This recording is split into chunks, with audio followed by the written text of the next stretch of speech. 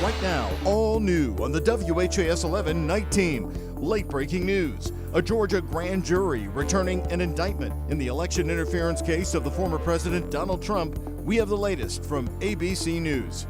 Plus, it's going to be Back to School Part 2. This was our mistake. We're going to do as much as we possibly can. This time, a staggered return on Friday, with only elementary and middle schools returning. Tonight, we have reaction from families going back in just a few days. It was easy to get him home and get him fed, because I was able to pick him up. The scrutiny is now on. Can JCPS get it right this time?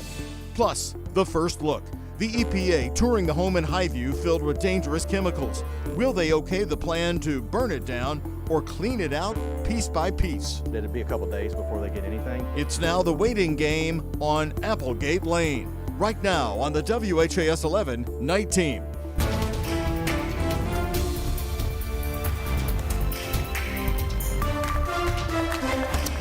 Right now here on the WHAS 11 night team, we are following two top stories.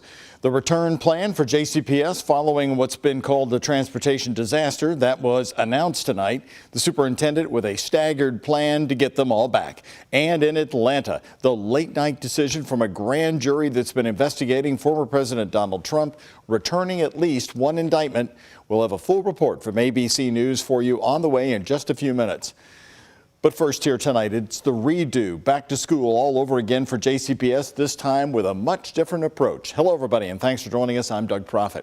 Elementary and middle schools will go back on Friday of this week. High schools and everybody else return next Monday.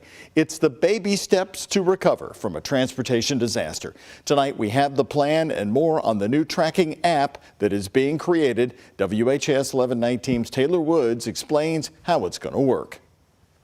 And a big gust of wind came. Having fun at the Fraser Museum is just one of the Louisville businesses that offer deals to JCPS families while the district works out their transportation disaster. First and foremost, I want to apologize to our families, our staff, our schools, our bus drivers, our students for the challenges that we faced. JCPS Superintendent Marty Polio says the district is working to get it right. Elementary and middle school students return this Friday. High schools and everyone else go back on Monday. Plus, the first ever bus tracking app will be available to parents. They can have notifications as well in the morning and the afternoon, so that if they want to know when their bus is 5 minutes away or entering a neighborhood, they could set an application or a notification for that. Polio saying their hope is to have it by Friday. The district will also be using JCPS vans and drivers available to take elementary students home or back to school if no adult is waiting for them. JCPS staff members with cell phones and GPS will ride school buses with the longest routes, and every child will be tagged for their morning and afternoon school bus routes, plus cutting the length of routes with lots of afternoon stops. I do want to say this to our families again.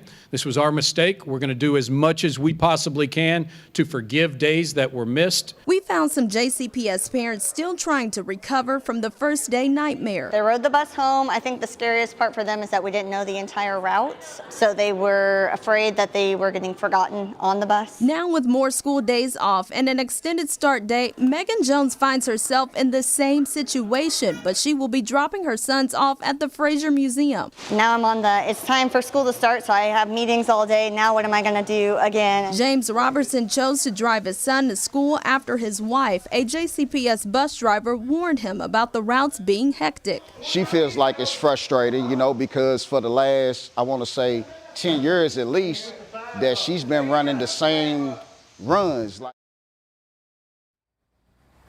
And Dr. Polio said the district is working to recruit more bus drivers and increase pay. These new return dates will not affect athletics. Reporting live at Central High School, Taylor Woods, WHAS 11 night team on your side. Taylor, thank you very much. Our coverage continuing here tonight as JCPS board member James Craig tells us he and other board members learned about the staggered reopening when the parents did. He says right now he's just focused on getting the kids back in the classrooms. First and foremost, we just need to get our buildings open, and we need to get them open as quickly as possible and as safely as possible. There will be time for the post-mortem and for fingers pointing when that is done, but right now we need to have school. The board will hold its very first meeting tomorrow since the busing issues on the first day of school. Craig says he expects to receive a report from Superintendent Marty Polio about what happened and that there will be the usual opportunity for public comment. That meeting, by the way, begins at 6 p.m. tomorrow night at the Van Hoos Education Center. Well, from museums to the city organization, several groups have stepped up to help families while students are out of school. The Newburgh Library set up a craft extravaganza for kids this afternoon, in addition to their regular reading programs and computers. Many of the city's library branches have also set up special programming that will continue tomorrow, something appreciated by Sharita Martin and her grandchildren. They need somewhere to go, so to keep things off their mind, to keep them occupied, busy. So that is a good thing that business are offering that. And the Louisville Metro Police Activities League is also getting involved, working with Executive Strike and Spare and Kroger. They're offering free bowling and snacks for JCPS students tomorrow from 9 until 1. Several officers also plan to stop by and bowl with the kids. They say it takes a village, right? Well, this is just another example of that, and it's not unique. This community comes together all the time, and so, today it's newsworthy because of the situation with JCPS, but I see this kind of stuff all the time. Louisville does come together for the kids in particular. We're on your side with a complete list of these events and the deals for this week, including a new one announced tonight by the Kentucky State Fair. They're going to have a special one-day deal on each parent or for each parent or guardian with paid admission can bring up to 2 students at no additional cost until 2 p.m. this Thursday. More details on this deal are posted on WHAS11.com. Now to the breaking news here. You're looking live at the Fulton County Courthouse in Atlanta, Georgia, where late tonight a grand jury has indicted the former president, Donald Trump. ABC News is now reporting the grand jury indicted Donald Trump and 18 other people on charges connected to efforts to overturn the 2020 election. ABC's Rena Roy is giving us the latest developments. These are for you. ABC News can report an indictment was handed up by the Fulton County grand jury as it relates to the 2020 election interference probe, according to multiple sources familiar with the matter. A clerk for the Fulton County Superior Court in Atlanta, Georgia, presenting an indictment to a judge tonight.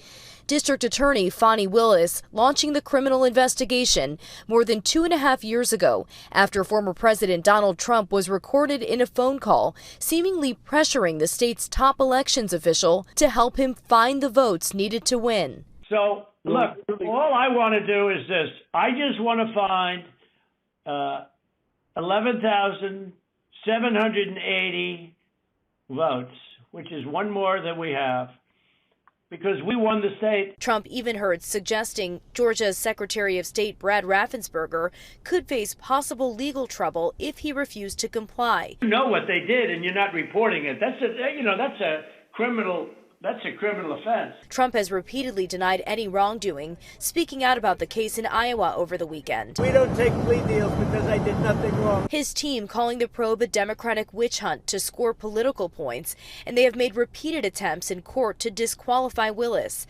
Back in April, the DA signaled this day could come when she alerted law enforcement agents across Georgia to put security protocols in place ahead of a charging decision she said may, quote, provoke a significant reaction.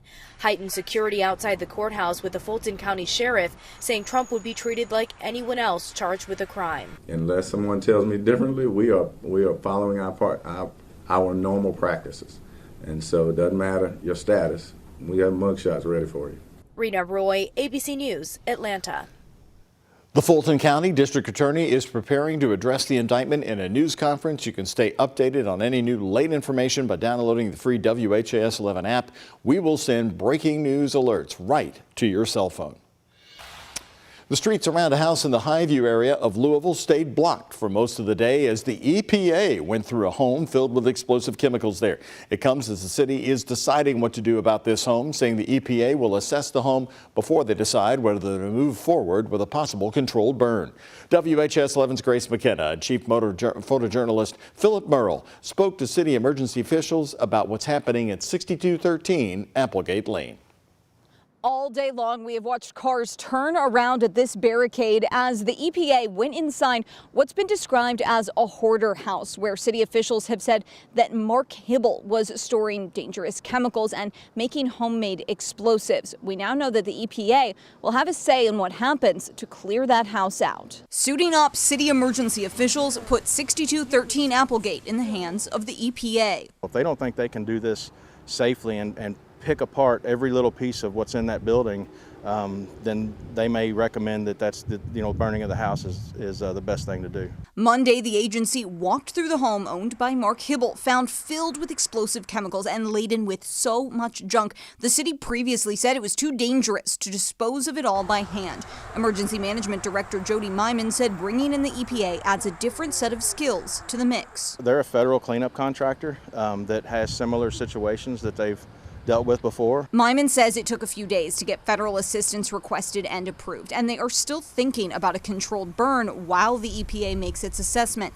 According to an affidavit, Hibble had gallons of chemicals in the home, including primary and secondary explosives. The EPA will be running their own tests this week. They're not moving any bottles or opening any bottles or anything like that, so they're performing some tests. They're going to take it back to their labs and see what kind of results they get. It'll be a couple days before they get anything, so but it's not a cleanup operation at all. This is mainly just a reconnaissance. It could be days before we know those results, longer before a determination is made, and Myman said clearing the home without a burn could take weeks. We feel like it's stable. Even leaving today, we'll make sure that the house is stable, it's closed up. Leaving 6213 Applegate Lane locked down and this neighborhood on watch. In Highview, Grace McKenna, WHAS 11 Night Team, on your side. And if a controlled burn is determined to be the best course of action, the city has already said it won't be happening this week, and people living in the area will be given 48 hours notice if that's the option they do decide to take. We learned today that the contractor lineman for LG&E working under contract for the utility died from electrocution on the job over the weekend. A statement from LG&E says it happened while the line technician from the Pike Electric Company was working near Preston Highway at Loretta Street on Saturday. The coroner has now identified him as 29-year-old Jamison Hall from Sawyerville, Kentucky.